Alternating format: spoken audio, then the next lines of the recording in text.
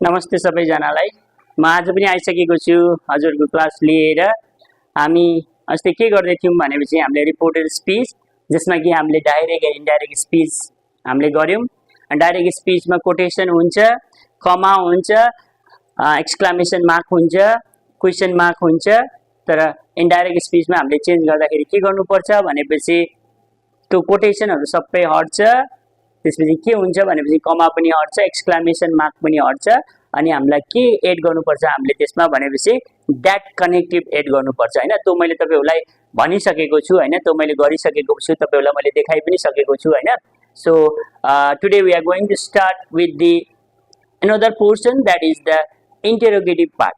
हामीले फर्स्टमा हामीले के गरेथ्यौं भनेपछि we have done about the assertive sentence. So the assertive sentence, interrogative sentence, then comes the imperative sentence, then comes the exclamatory sentence, then the optative sentence. So today we are going to do the interrogative sentence. Okay, what we are going to do in the reported speech. Okay, reported speech, what we are going to do today, हामी के गर्छौं भनेपछि reported स्पीचमा हामी के गर्छौं। The second number is interrogative है, इंटेरोगेटिभ sentence. हामी इंटेरोगेटिभ सेन्टेन्समा गर्छौं भनेपछि इंटेरोगेटिभ सेन्टेन्स भन्ने बित्तिकै के हुन्छ, it has been divided into two parts. One is called to be the yes or no question, okay, and the another one is called to be the WH questions है, WH question. Two types मा हामी गर्छौं। So first is called to be the yes or no question and the second one is called to be the what, WH question. जब yes or no question हामी first मा गर्दाखेरि अब हरेक कुराको रुल हुन्छ है, रुल बिना हामी केही पनि गर्दैनौं। So what we are going to do here is, मैले तपाईहरुलाई के लेख्दिन्छु भनेपछि रिपोर्टिङ वर्ब के हुन्छ त है। So what you have to understand is reporting verb in interrogative है, reporting verb. What are the reporting verb you are going to write? The first is asked, okay, the second one is inquired, okay, then the third one is wanted to know,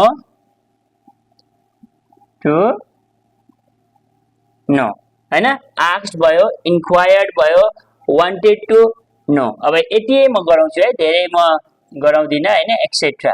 this are called to be the reporting verb. अरु पनि छ, अरु हामी question गर्दाखेरि गरौँला। And what should be there, so if or whether as a connective। अब यसबाट के गर्छ भनेपछि इफ और वेदर हाम्रो आउँछ कनेक्टिभमा। तपाईलाई यहाँ पनि लेख्दिन्छु मैले, इफ अथवा वेदर इन्स्टेड अफ के, इन्स्टेड अफ दैट, यसमा के लाग्छ भनेपछि if or whether. So I am going to write the example. Example म लेख्छु एउटा हैन, एक्जाम्पल लेख्ने बित्तिकै तपाईहरुले बुझ्नुहुन्छ। Suppose she said me, she said me, okay, do you love music, okay, do you love music, अनि क्वेशन मार्क, अनि के भयो हाम्रो इन्भर्टेड कमा क्लोज भयो। So this is called to be the reporting verb, हैन। First part is the reporting verb and the second part of the sentence is what, it is the reported speech।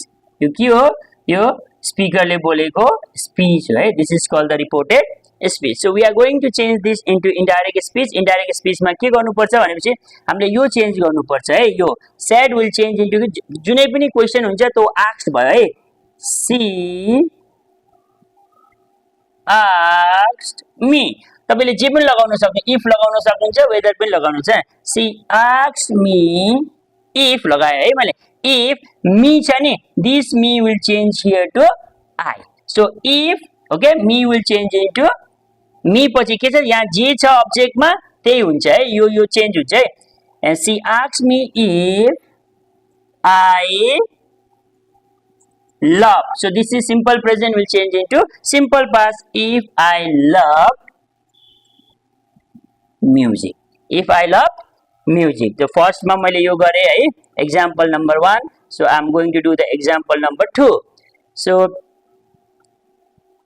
Ram said to Raju, okay, Ram said to Raju, do you play basketball? Do you play basketball? भनेर उसले question सोध्यो, reported verb and reported speech. So its answer is what? Ram, okay, asks, कसलाई ask गर्छ उसले? राजुलाई। Ram ask Raju, अब यसमा मैले weather लगाए है, वेदर राजु भनेपछि केटा मान्छे भनेपछि यो के हुन्छ? He. Whether he played basketball, okay, whether he played basketball. मैले पहिला पनि भनेको छु कि हाम्रो यो क्वेशन मार्कहरु सबै रिमुभ हुन्छ इन्डाइरेक्ट स्पीचमा आउँदाखेरि। इन्डाइरेक्ट स्पीचमा आउने बित्तिकै हाम्रो क्वेशन मार्कहरु सबै रिमुभ हुन्छ। बेसिकली सेड छ भने we are going to change into ask अथवा इन्क्वायर पनि लेख्न सकिन्छ, वान्टेड टु नो पनि लेख्न सकिन्छ। तपाईको कन्भिनियन्टको आधारमा तपाईले त्यो लेख्न सक्नुहुन्छ है। सो यो हाम्रो के हो भनेपछि इन्टरोगेटिभ सेन्टेन्सको के गरे भनेपछि first one is the if like yes or no questions है। yes or no questions को हाम्रो के हो? यो जस्ट एन एक्जाम्पल हो है। यो जस्ट बेसिक कुराहरु मैले तपाईहरुलाई सिकाएको छु हैन। मैले फेरि यसमा कसरी रुल्सहरु कतै कहाँबाट चेन्ज गर्ने के गर्ने भनेर म त्यो रुल्सहरु पनि म तपाईहरुको सामनेमा लेख्छु definitely. Don't worry about this है। यो रुल्सहरु पनि म लेख्छु। So on that you can just see है, सबैले हेर्न सक्नुहुन्छ हैन। So if you have any doubt just comment me. मैले पहिला पनि भनिरहेको छु कि हजुरले धेरै भन्दा धेरै लाइक गरिदिनुस् हैन, हेरिदिनुस् हैन, अनि सब्स्क्राइब पनि गरिदिनु। तपाईहरुलाई मन पर्छ भने प्लिज सब्स्क्राइब इट हैन, तपाईहरुको बेनिफिटको लागि मैले लिएर आएको हैन। सो अब हामी के गर्छौं? सेकेन्ड पोर्सनमा जान्छौं, that is called to be the WH question है। डब्ल्युएच क्वेशन्समा हामी जान्छौं है। द फर्स्ट पोर्सन मैले यस र नो क्वेशन्सको दुईटा मैले गराए हैन। अब डब्ल्युएच क्वेशन्समा हामी जान्छौं। डब्ल्युएच क्वेशन्सको पनि रुल के हो भनेपछि के हुन्छ भनेपछि अब डब्ल्युएच क्वेशन्सको अब मैले बी को यहाँ कुरा गर्नु पर्दाखेरि हाम्रो रिपोर्टिङ वर्ब सेम हो है। रिपोर्टिङ वर्ब है, रिपोर्टिङ वर्ब के हुन सक्छ भनेपछि फेरि कन्फ्युज नहुनु, रिपोर्टिङ वर्बहरु त्यही हुन्छ। के हुन्छ भनेपछि आस्क्ड, इन्क्वायर्ड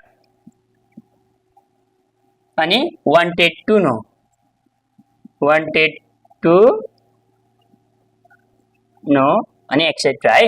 अरे त्यसमा के लाग्छ भनेपछि डब्ल्युएच क्वेशनमा नो कनेक्टिभ्स है, नो कनेक्टिभ्स। यसमा हाम्रो के चाहिन्न भनेपछि हामीलाई कनेक्टिभ्स चाहिदैन। सपोज मैले एक्जाम्पल यहाँ लेखे भनेपछि तपाईहरुलाई एक्जाम्पल नदिकिन तपाईहरुले बुझ्नुहुन्न हैन।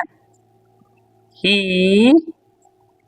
Shed to me where are you from, okay, where are you from? उले मलाई सोध्यो कि म कहाँबाट हो भनेपछि मैले के गर्ने भनेपछि यो reporting verb he asked me, where को where हुन्छ where, okay, he asked me where। अब यो हामीले पहिला लिनुपर्छ किनकि यो लियौं भने के हुन्छ भनेपछि then it doesn't look like a question। he asked me where अनि me छ भने यो के हुन्छ I, where I are will change into was, where I was from, okay। he asked me where I was from, it's very simple है, धेरै केही गाह्रो पनि छैन हैन। अब हामी सेकेन्ड एक्जाम्पल गर्छौं है। Second example I will teach you. अनि सेकेन्ड एक्जाम्पल हामीले के गर्छौं भनेपछि Sunil, okay, Sunil said to Ram, okay, how, okay, old are you? How old are you?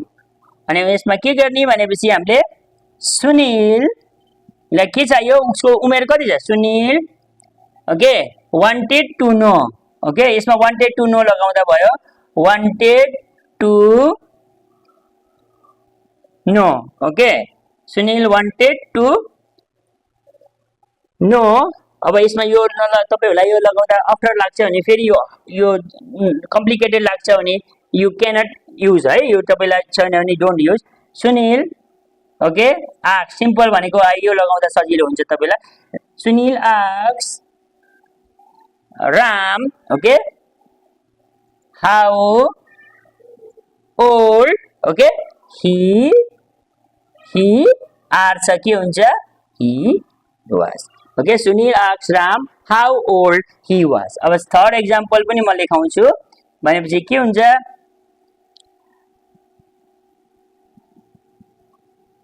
Ambika said okay where okay where okay where are you going भनेपछि उसले के सोध्यो कि म तिमी कहाँ जाँदैछौ भनेपछि अब के हुन्छ Ambika okay Ambika asked where okay I अथवा he अथवा she तीनटै राइट हुन्छ है where he was going so when the यहाँ अब्जेक्ट कुनै पनि छैन भने तपाईले यसमा I पनि लगाउन सक्नुहुन्छ he पनि लगाउन सक्नुहुन्छ अथवा she पनि लगाउन सक्नुहुन्छ हैन यो रङ हुँदैन है जुन लगाउँदा पनि you are going to get the marks for it so with this हैन हामी के गर्यौं भनेपछि इन्टरोगेटिभ पार्ट को पनि मैले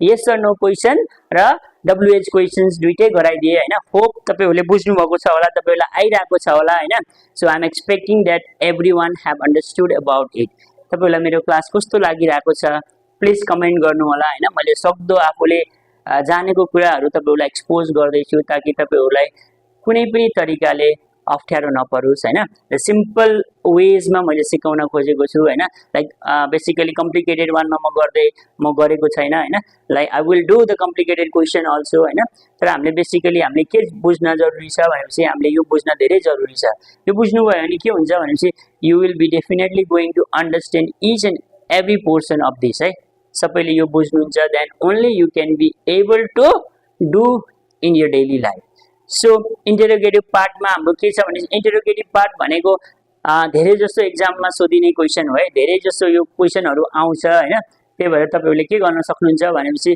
जति सक्दो तपाईहरुले यसलाई प्र्याक्टिस गर्नु when you practice it then only you will be able to do it in a very good manner without any doubts हैन यो गर्दै जानेबित्तिकै के हुन्छ भने चाहिँ हामीले धेरै कुराहरु सिकिन्छ हामीले धेरै कुराहरुलाई एनालाइज गर्नेबित्तिकै हाम्रो के हुन्छ भनेपछि you can able to communicate हैन you can able to communicate you can able to identify what are the mistakes are there okay a simple ways मा मैले भनेको यसमा तपाईहरुलाई सबसे भन्दा जरुरी के हुन्छ भनेपछि you need to change the present into past सबभन्दा पहिला भनेको प्रेजेन्ट टेन्स लाई पास्ट टेन्स मा चेन्ज गर्न पर्छ हैन त्यसपछि भनेको अरु कुराहरु भनेको later on we are going to do हैन पहिला हामीले मैले आज तपाईहरुलाई के सिकाइरा छु भनेपछि simple present will change into past simple past है assertive sentence हामीले गरियो interrogative we have done okay hope every one of you have understood it in a very good manner I'm expecting that the good result will come to you all also okay so अब हामीले यो गरियो हैन so यो गर्नेबित्तिकै तपाईहरुलाई के छ भनेपछि any doubt is there then please let me know है interrogative मा तपाईहरुलाई केही डाउट छ भने प्लिज हैन okay now I'm going to write some questions for you all हैन तपाईहरुले यो म क्वेशन गराउँछु अनि तपाईहरुले यो क्वेशन को आन्सर्स चाहिँ प्लिज मलाई कमेन्ट मा गरेर हैन सल्भ गरेर मलाई लेखिदिनु भयो भने धेरै खुसी लाग्छ अथवा तपाईहरुले गर्न सक्नु भएन भने tomorrow I will definitely do this है अब मैले यहाँ क्वेशन लेख्छु change the following sentences into indirect speech or the change the following sentences into indirect speech है So number 1, he said to me, I am leaving Pokhara. I am leaving Pokhara. है. अनि next question is she said to me, okay, does she eat an apple? Does she eat an apple? Okay, does she eat an apple? Next one is he said to me, what are you singing? Okay, what